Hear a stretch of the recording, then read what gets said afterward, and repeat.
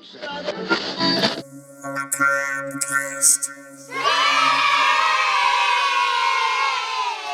devil's on the loose and he's dancing with the mummy. Deep from the bowels of the Macabre Theater Laboratory, we bring you Macabre Cast. There is nothing wrong with your YouTube dial. You are exactly where you should be. A place where the slush puppy machine is always on and cold. Your favorite horror mag is on the rack between Women's Wear Daily and Cosmopolitan. Newbies, welcome. Regulars, welcome back. And worshippers, get out of here. This is the world of Macabre Cast, a safe space for those who still believe that the shark in Jaws needed to be hunted down and killed. I'm your host, Dark Mark, and this is Karis, the Little Mummy. This is episode 104. Please remember, hit that subscribe button and ask a friend to do the same. Even the guy you suspect is eating your lunch at work every day. Yeah, that guy. If you want more interaction with the Monster Kids, you will find a link to the Facebook page Macabre Theater in this show's description. And it's there that you can send me a voice message through Messenger so you too can participate in this show. Adoro il cast macabre.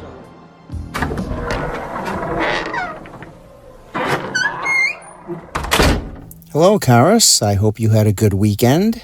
I did, Dark. I hope you did as well. Yes, I can't complain. Great show last week, just shy of 48 minutes. That may be the longest episode so far, and boy, was it packed with stuff. A deep death dive on Friday the 13th, Part 5, A New Beginning, the Jason-less entry in the franchise. And we've got a great episode ahead as well. Before we get started on this wealth of horror information, I have a joke. What's the difference between a homeless clown and a scary clown? I don't know, Karis. What's the difference between a homeless clown and a scary clown? Do tell. One is penniless and the other is pennywise.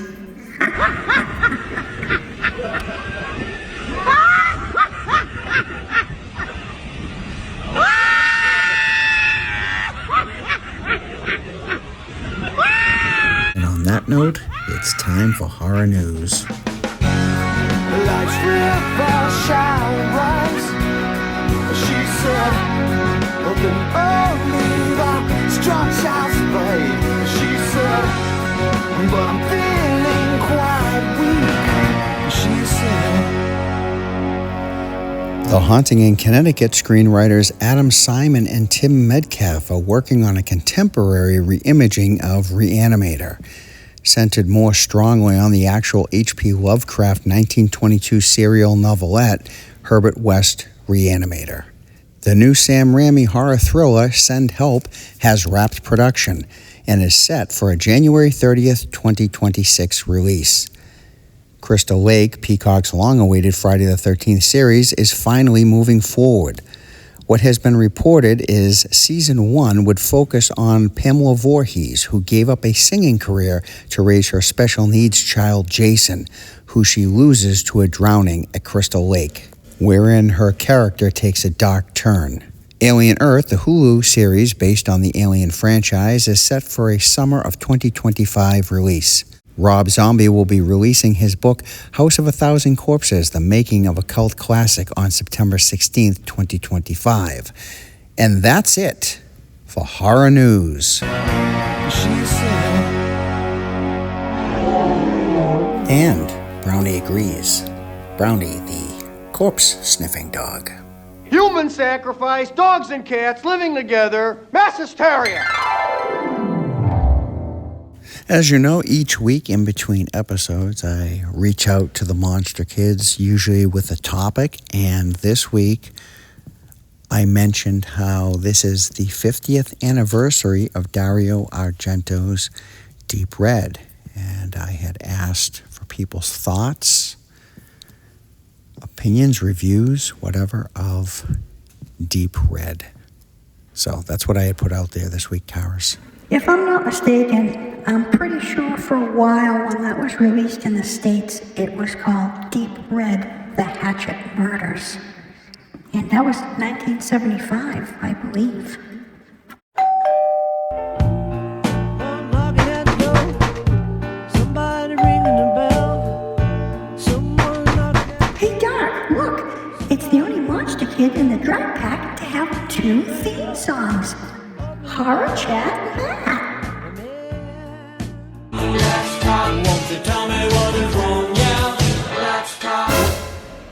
Hey, Doc Mark, Little Karis, and all the Monster Kids hanging out at the theater this week. It's Horror Chat Matt checking in. Dark, you want to know our opinions on Deep Red, and this may be a controversial take. While I have seen it, I don't really have any real opinions on it. I feel like, much like all of the Giallo horror, Italian horror, it all kind of just blends together in my mind after watching them. I appreciate, the style and the look they were going for, but it's just never really been my cup of tea. I can see the influences that they've had on American horror, and I do appreciate that. But overall, I don't really have an opinion on Deep Red other than I've seen it, and I probably won't watch it ever again. Chicago Tina, there's some great horror comics coming out, or have recently come out, that I want to recommend to you. I know that's something that you're into as well, and anybody else that's interested. First one I had mentioned a couple of weeks ago was Spider-Man vs. Predator. I was not expecting how graphic and violent the first issue was. Without giving away too much, Predator comes to New York, and unlike other Predators in the past where they have a code of honor about only killing people that are armed and trying to attack them, this one's basically like a serial killer just going through the city skinning people. And Marvel surprisingly did not shy away from showing some of the more graphic images. Only the first issue has come out so far. I think this is going to be a 4-issue limited series, so you might want to wait till it's all collected in one package before you go out and spend the money on it. But like I said, I was very impressed with the first issue. And another recommendation, this one's more of a fantasy, but it definitely has horror elements. It's from Image Comics, I believe, and it's called The Moon is Following Us. And without giving away too much, it's about a set of parents whose child is basically in a coma, and they discover that their daughter is trapped in like her dreamscape, and they have the technology to go in and try and fight the evil force that's trying to take over their child's brain. And along the way, they team up with a lot of their child's imaginary friends and stuffed animals that have come to life in her dreamscape. It's really cool series so far. I believe the 9th issue just came out, and there is a trade paperback collecting the first 5 issues if you want to check it out. And my last recommendation to the Monster Kids out there is not a comic book, it's an actual book, although there is a couple of illustrations in it. It's called The Book of Quint, and if you are a fan of Jaws, I cannot recommend this book to you enough. I usually wait till I finish a book before I make a recommendation on it, but I'm about halfway through it. It's 400 pages, and the first 200 pages have been amazing, or some would say jawsome. It's basically Quint's origin story, or a prequel to the first Jaws. It takes you back to his rescue and what he went through on the USS Indianapolis, Quint coming to Amity, how he bought his shack, discovering the orca and how the orca got its name. There's tons and tons of Easter eggs and tie-ins to the first 2 Jaws movies. And like I said, I'm really loving it, and I can't wait to finish it. But as of right now, I'm giving this thing a 10 out of 10. Highly recommend it. As always, Dark, make my Macabre cast. So I'm already almost finished with one book, and I'm listening to another book, and I have a book after those that I want to read and leave it to Horror Chat to bring up a book that's got me basically salivating, Book of Quint. I don't know if I heard about this before it came out and forgot about it, but that sounds awesome. I'm wondering if they have that on audiobook, and I can have that on my next listen to. But in the comics, I'm really not reading anything like Marvel or DC right now, or even in any way superhero and related. And I've said before, I collect the older. I'm still collecting. If I get anything and I go to conventions, I dig through and look for the older ones, Werewolf by Night, Tomb of Dracula.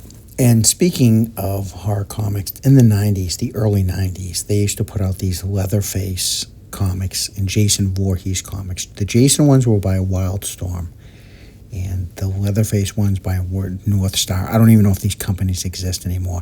Really graphic, really awesome. I loved these books. And I'm probably dismissing an issue here or there, but these books are so sought after. I've seen them on eBay. I mean, they're not going to pay off your mortgage, but they're easily a lot of them are $50 a pop. I'm glad I got them when I did for about $3, $4, whatever they were. But those are really great. You ever get your hands on those? And as far as the Italian splatter films, Italian horror, to each his own. But I remember when I first discovered these films like Deep Red, which to this day is still one of my favorites. They were like nothing I had ever seen before. And a lot of times you shook your head and were kind of like, what did I just watch? And they're not all very coherent, a lot of them. But Deep Red is a true classic. When I do the deep death dive later, I'm not going to spoil the twist end, even though the movie is 50 years old, because with Italian horror, there's probably a lot of people out there that are unfamiliar or have never seen these films. But fond memories of discovering each and every one of these Italian splatter films in the local mom and pop video stores, because that's where most of them were.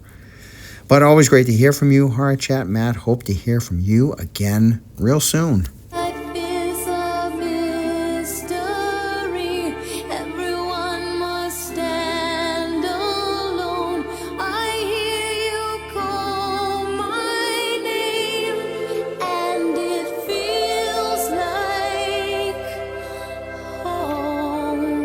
Secret Confessions. Bless me, Charis, for I have sinned. Or, well, the jury is still out on whether or not liking something is a sin. But nonetheless, it's been a few weeks since my last confession. You see, although I love the author H.P. Lovecraft and the filmmaker Stuart Gordon, who's responsible for two fantastic 80s horror films, the cult classic Reanimator and The Beyond, his H.P. Lovecraft film from 1995 called Castle Freak, based on Lovecraft's story The Outsider, really falls flat, and I don't really care for it. Missing is the genius dark humor of Reanimator, and its sexual scenes play like something a 14-year-old would have written. And there isn't a scary thing to be found about it. Oh, my child, even though H.P. Lovecraft may be one of the best horror novelists of all time, doesn't mean people will always do him justice. Therefore, this is beyond your control and not your fault if inside you feel, well, disenchanted. Now, go forth and spread good news about the horror world. Do you have a film that others have thought was the best thing since sliced bread, but you just didn't get it, or didn't care, or plain didn't like it? Let us know. Tell us your secret confession. And now, without further ado, the lady who turned her swear jar over to Metal Melody, our foreign correspondent, Grim Kim, with the Grim Facts. Grim Facts. Well, the swear jar just broke.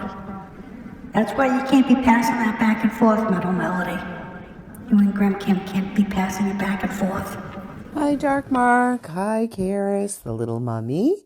How are ya? Grim Kim checking in.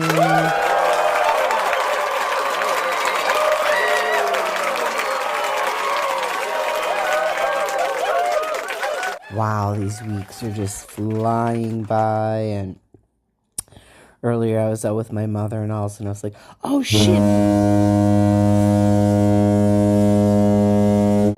Oops, sorry. Got a foghorn that one. I gotta call in my Macabre cast. I'm like, hold on. It's Wednesday. Okay, I have time. But I'm doing it now because tomorrow's busy and who says I'll be able to get to it before the deadline. I hope you're all having a fun week. Mark, last show was especially good. I don't know. I really, really enjoyed it. And I just love how the other ladies are contributing to the show now. It is fantastic. I just love, hearing from everybody. And there's just so much interesting information to be gleaned from it all, and including movie recommendations for future. I just love it. Tina, we are totally kindred spirits as far as your movie selections go. Yeah, it's great. So keep them coming. I'll keep the recommendations coming your way too. I did watch one thing this week. Just one. First of all, I do want to pose a question to the Monster Kids. I'm introducing someone to the world of, let's say, horror as a universal, movie topic, because they have not seen any of the classic movies, and I just don't even know where to start. The person is open to, all the suggestions, all the movies I asked if they had seen, and no Burnt Offerings, no Rosemary's Baby. I mean, you know what I like as far as, retro movies and certain types of movies, but I just don't know where to start. And if you were going to introduce someone really to the world of horror, and you can mention which subtopic is your favorite type of category: slasher films, thriller, body horror, tell me. And what would be your top recommendations to introduce someone and give them a nice baseline of a lot of different kinds of movies? Right off the bat, I may say Rosemary's Baby, the one I mentioned to you, and maybe something like The Hills Have Eyes. I'm not going to, that might be too much. I'm not going to start with Last House on the Left, the original, that's for sure. This person is my age, so probably has seen some of the Friday the 13th and this stuff that was very popular when we were younger, of course. But let me know. Okay, besides that, I did watch one thing a couple days ago. I don't know, came across my feed as far as all these crazy movies, unsettling movies, which are great. This one I hadn't heard of. I think it was To Be Specific. And it was called Daddy's Little Girl. It's from 2022. It's Australian. Let's call it a revenge movie. And it does tell you that in the premise of the movie. Oh, boy. It was brutal in the most satisfying way.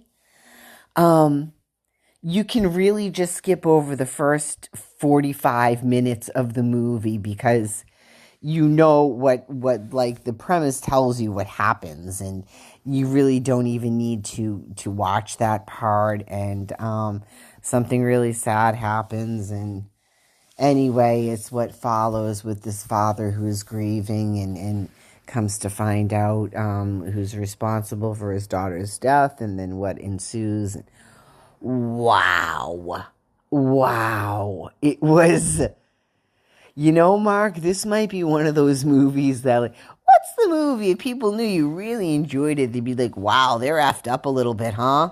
This might fit that category, but if you are to watch it, you will understand what I mean about how it is done in the most satisfying way, I would say. And anyway, I would say it's worth a watch. Like I said, I think you really can skip over the first 45 minutes and just pick it up from there.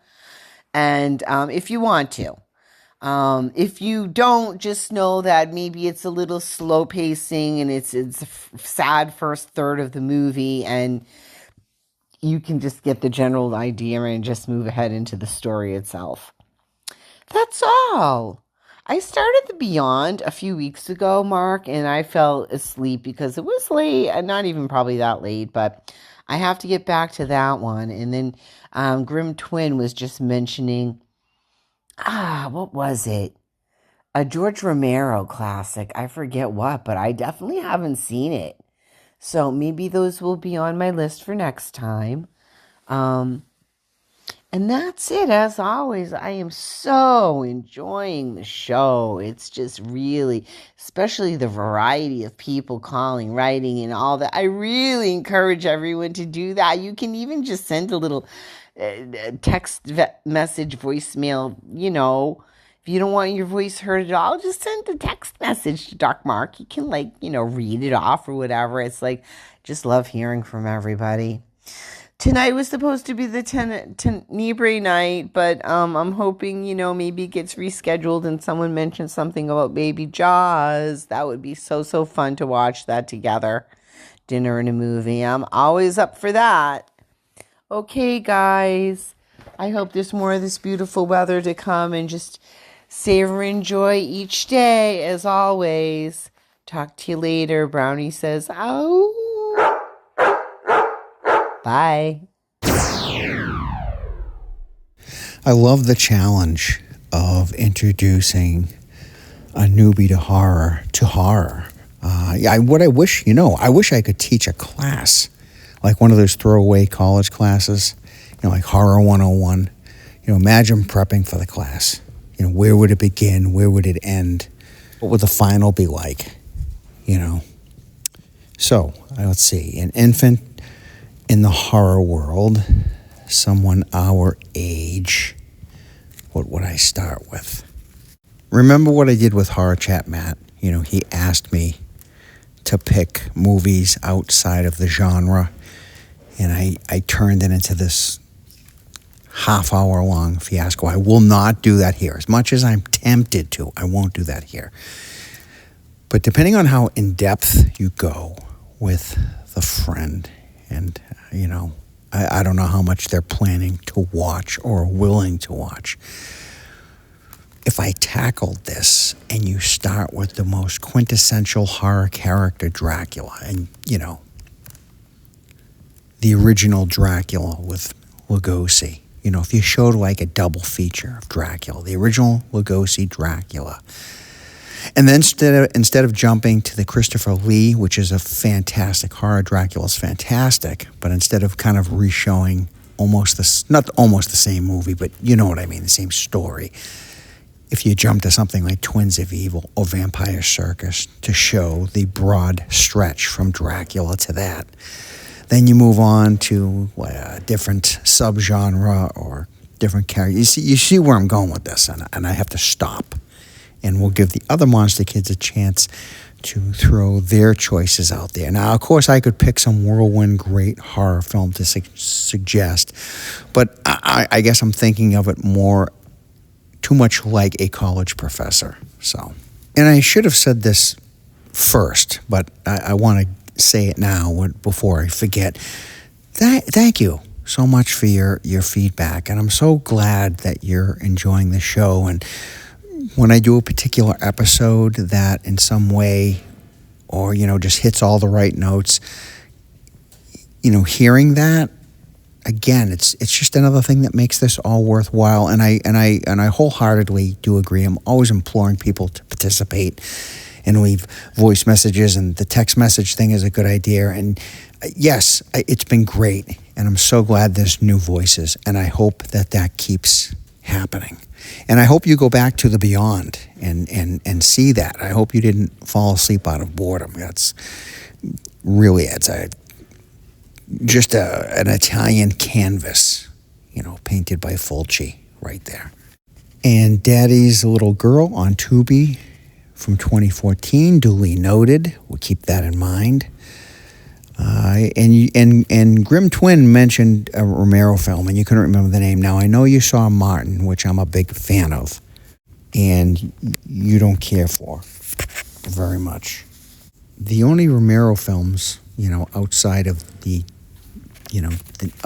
Dead films that I can think of, Monkey Shines, which I believe is the 80s, and The Crazies. Not to be confused with the remake of The Crazies, just pick the right one. But I'm curious as to what film she's talking about. In the Macabre field trip to the movies, it truly broke my heart when I realized that after finding, a perfect film, an Italian film, an Argento film, that unfortunately, due to unforeseen events, I had to cancel it. I had been on a waiting list for a particular appointment, and it was going to interfere with that, and I really couldn't change that appointment. But it broke my heart to change that. And the Jaws idea sounds great because, as I've said a million times, it's in my top 5 favorite movies. And it's the 50th. That sounds perfect, and that could end up being the film, especially if it's at an IMAX. That would be amazing. The only reason I'm continuing to search and putting Jaws on the back burner is it does come to the theater every summer, and I was hoping for something, a little more macabre cast, like an Italian splatter film, or, boy, if they ever put a Hammer film up there, I'm totally all in. That would be amazing to see on the big screen, but I'm not going to hold my breath. I'm just going to keep looking. I'm going to try to do this, and I won't let too much time go by. If it ends up being Jaws, it's Jaws, and that's still a good thing. So good hearing from you, Grim Kim. Your absence is truly felt by the Monster Kids when you are not here. And we hope to hear from Grim Twin again soon.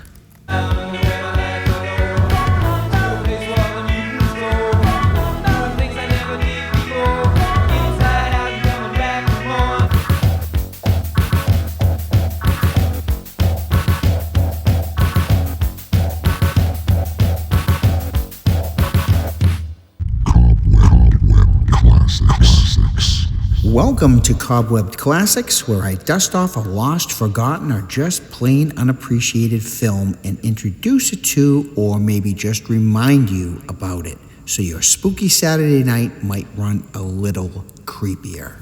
This week's Cobwebbed Classic is 1957's Curse of the Demon, directed by Jacques Tourneur, starring Dana Andrews, Peggy Cummings, Nigel McGuinness. Before satanic panic would befall the 80s, Curse of the Demon is all about the worship of the devil. For 1957, I guess you could say it was ahead of its time. Dr. John Holden attends a paranormal psychology symposium, intending to expose a devil-worshipping cult leader. Holden believes the power of Satan to be nothing more than a barrel of rubbish. He accepts an invitation to stay at cult leader Julian Carswell's estate. Reoccurring strange events begin happening. Has Dr. Holden been cursed by Carswell? A truly spooky, suspenseful film, unknown by most people I meet, but those in the know regard this film as being one of the best horror films of the 1950s. Curse of the Demon is this week's Cobwebbed Classics.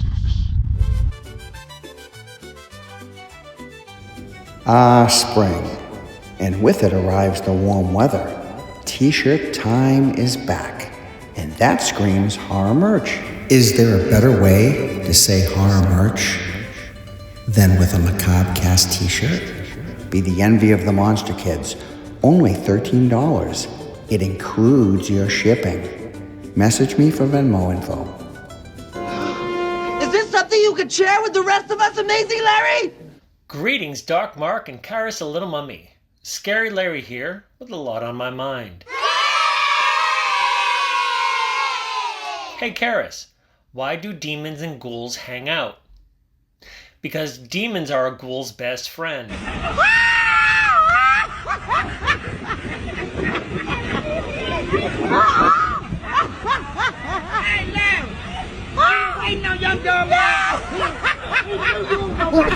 Who did it? You don't mess up a good time. But I digress. So a few things to tackle. Funny memory, sort of traumatic, about Jaws 2.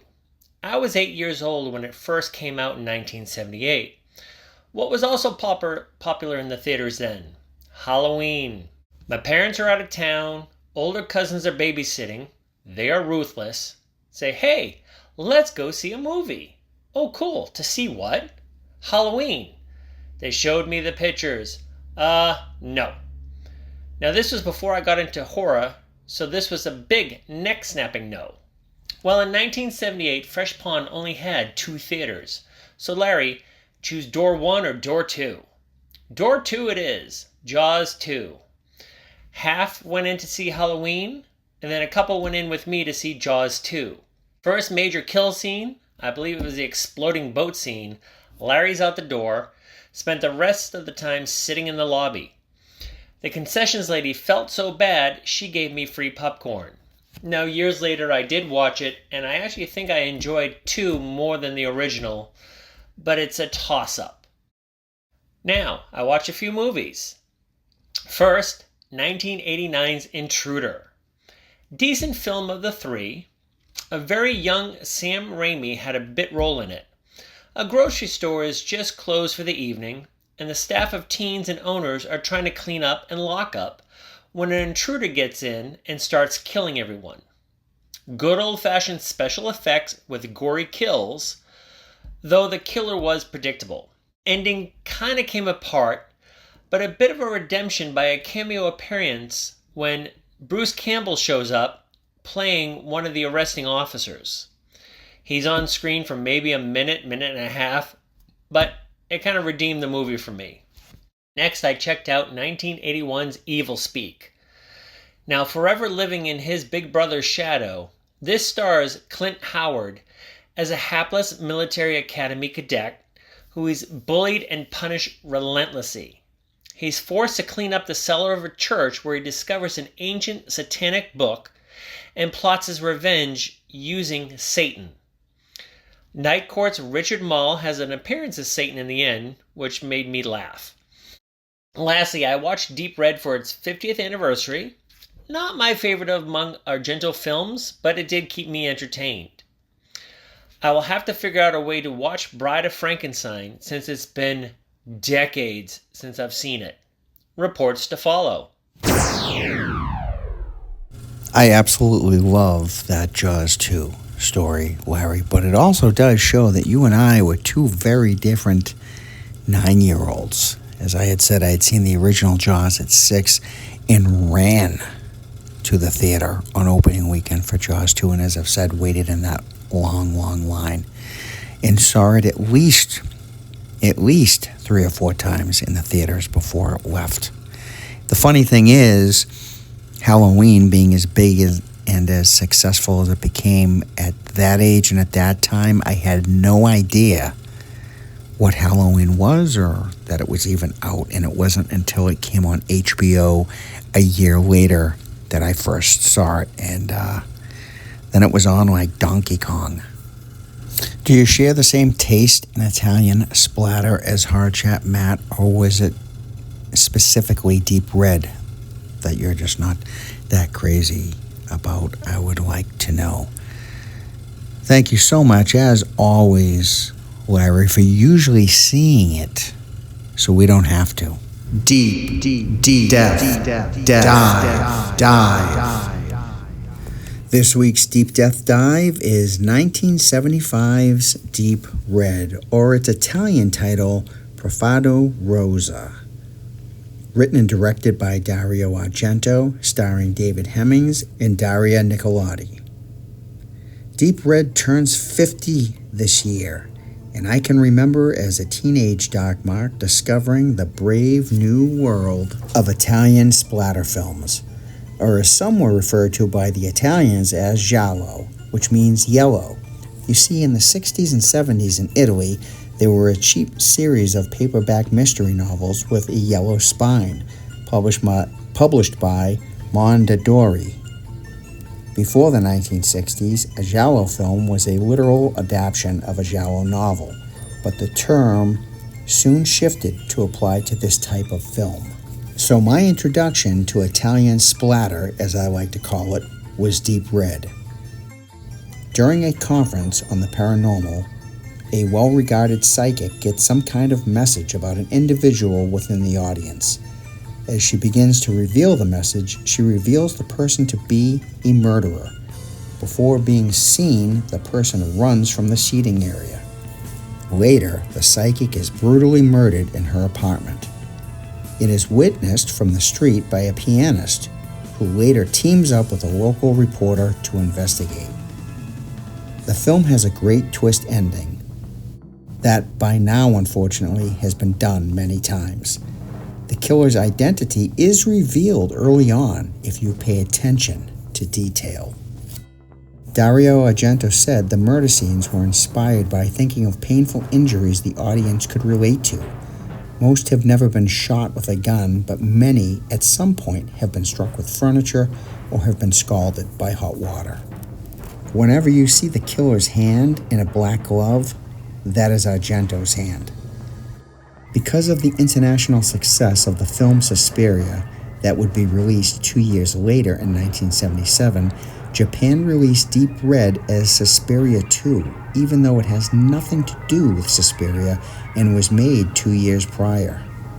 A few taglines for this Italian gem are, "In December of 1949, evil happened. Now it's happening again. Flesh ripped clean to the bone, and blood runs red." So, let's raise a glass to the 50th anniversary of 1975's Deep Red, this week's Deep Death Dive. The following program is rated TV MALV. It contains strong language and violence. It is intended only for mature audiences.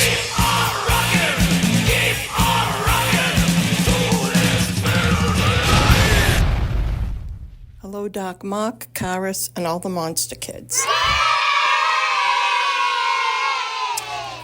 Okay, I'm going to talk fast because I have a lot to say. So regarding episode 103, let me say this. I absolutely loved Jaws 2. I didn't care so much for any of the others after that. I watched them, but they were nothing I really cared to rewatch, as I do very often with Jaws 1 and Jaws 2. I think they started to become more predictable and not as nail-biting. I also didn't care for Friday the 13th, Part 5. I found it a little bit weird and confusing for a minute, and I don't know, I just didn't really like it that much. I also love The Howling and The Howling 2. Howling 2 was just okay to me. I liked The Howling much better. Shawshank Redemption is a fantastic movie. I friggin' loved it. I get similar feels with The Green Mile. I love both of those two movies. I have a question for Mark. How can you not go in the freaking ocean? Are you serious? Like, you grew up in Massachusetts and you don't go in the ocean? I love diving the waves, even at 57 years old. When the water's nice, I'm like a little kid once I'm in the water. We rent a cottage every year at the beach in July for vacation. I'm a total beach bum. But anyway, I have never seen Deep Red until last night. I had no clue who the killer was in this one. I thought maybe it was the little girl.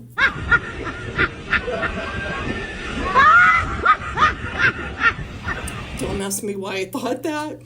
But then I was like, how could she commit all those murders with her height? So I was like, yeah, it can't be her. But we've seen weirder things in movies, so, you know. I love the music in it, too. It had, like, a very groovy feel to it, you know, like that 70s groovy, man, type of feel. Anyway, I thought it was a great movie. All I need to say is I need a relationship as strong as that lady's necklace was.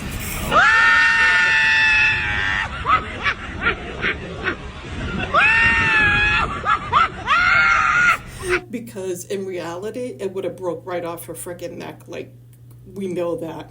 But like my mother would always say, it's just a movie, Melody. Horror Chat Matt is bringing the jokes I hear. I love them.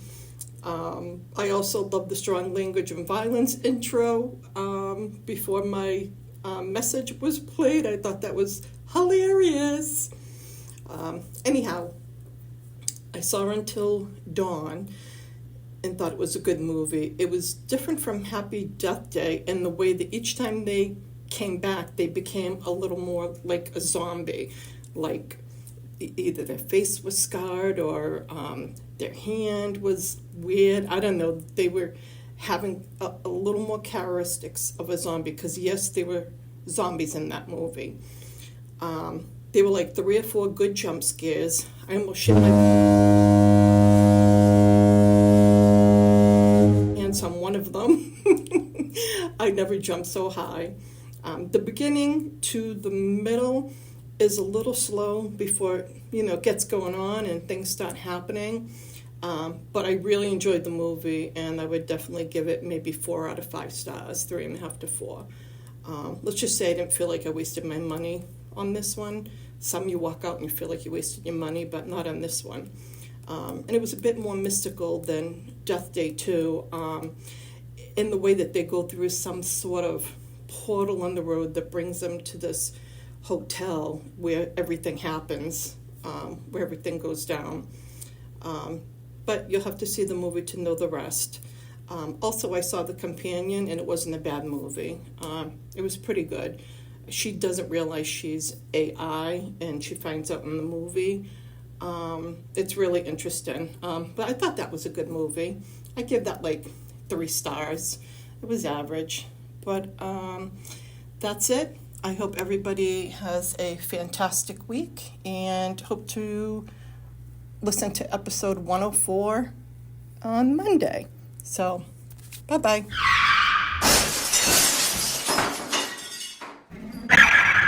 We're gonna need a bigger swear jar.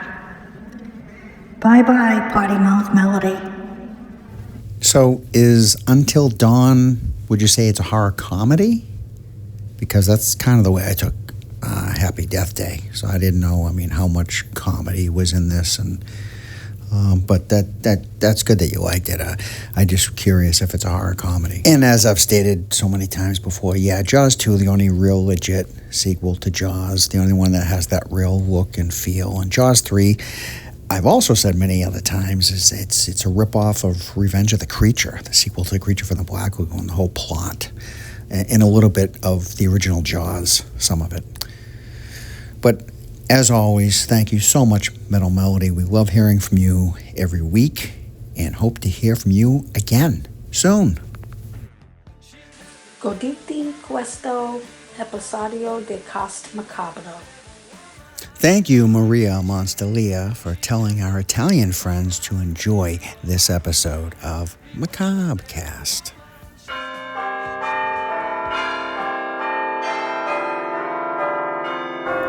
Cold nights become warmer. Flowers start to open. The summer is looming over us. Barbecues and fire pits, drive-in movies, and new memories to be made. It won't be long before the days get shorter and the haunted season of Halloween is here again. I hope you'll stay here with me through these changing seasons. I'm not going anywhere. Well, at least I don't plan to. Anyway, this Monster Kid family keeps growing, and that's a good thing. Who doesn't need another friend to get scared with? Beware the moon. Keep clear of the moors. But most of all, remember, be good to yourself. This is Dark Mark, signing off. See you soon, I hope. This is a Macabre Theater production. Macabre Cast.